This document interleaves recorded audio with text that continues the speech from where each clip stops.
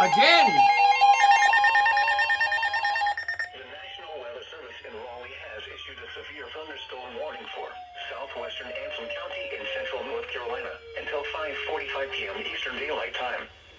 At 4:52 p.m. Eastern Daylight Time, a severe thunderstorm was located near Marshville, or 9 miles northeast of Monroe, moving southeast at 20 miles per hour. Hazard, 60 miles per hour wind gusts. Source, radar indicated. Impact, expects damage to roofs, siding, and trees. Locations impacted include Wadesboro, Polkton, Lylesville, Peakland, and White Store. For your protection, move to an interior room on the lowest floor of a building. Repeating, a severe thunderstorm warning has been issued until 5:45 p.m. Eastern Daylight Time for the following county: Anson, North Carolina.